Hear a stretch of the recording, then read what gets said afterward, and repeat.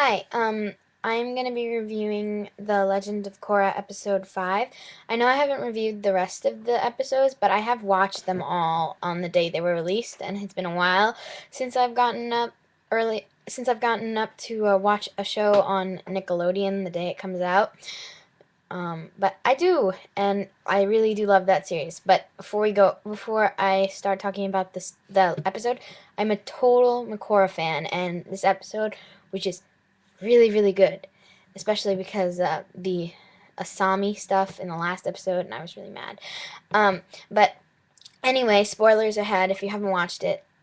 If you haven't watched episode 5 yet, then don't watch this review. Um, so the episode starts out with all three of them training in the gym, and then Asami comes in with their new uniforms and she gives them to them, and then her and Mako go out on a lunch date. So Korra goes back to Air Temple Island and she asks for advice on Mako, um, and then Tenzin's wife tells her that Pema tells Korra that Tenzin was in love with another woman before her, and how she got Tenzin's heart, and so Korra goes Korra goes to the tournament. It's the tournament episode. There's a lot of like bending in this episode. So pro bending in this episode. So they go to the pro bending arena and they like win the match and they get into the quarter finals. I think that's what it is. The semifinals or something like that. I'm sorry, that's my dog behind me if you heard that. Um anyway, once they win, they go back to the little panel where they get changed and stuff, and then Asami comes in, and Korra gets like a little upset, but she doesn't show anything. You can just see the look on her face, and so Bolin says, "Okay, so we should go hang out because Mako's going on a date with Asami."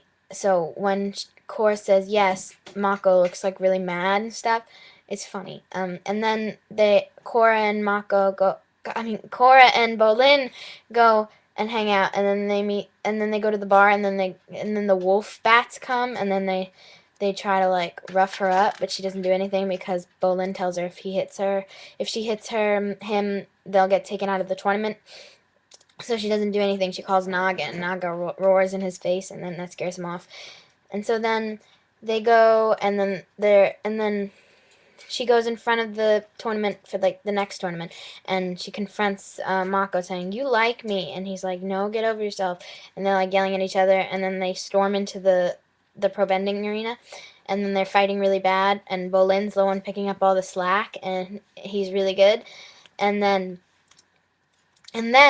after that, it goes to a scene where she's like on the top of the building, and Mako walks behind her and she's like, "Hold your breath. I already know what you feel about me." And he's like, "No, you're not. No, you don't." And then he's like, "You're crazy, but I also think you're amazing." And she's like, "So you do like me?" And he's like, "Yes, but I also like Asami." And then she runs in and she kisses him, and it was so good. And then he kissed her back, and then Bolin's right behind them, and he starts crying, and he runs off to like a restaurant, and then Mako runs after him and gets him and drags him to the tournament, and they're all like fighting really badly, and then Mako and Bolin get knocked out of the arena. So Korra has to win it all, and she like gets it. She like knocks them all three of the other team out with a hat trick. In the last 10 seconds of the game, and so they win and they go on to the finals, and it's really good. It and that's how like it ends with like the wolf bats winning after like a round one knockout. So and they're saying like, "I hope the fire ferrets have a good doctor." That's what the guy's saying, and that's how it ends. So it's a really good episode. If you haven't seen it and you already watched this, I'm sorry if I spoiled anything.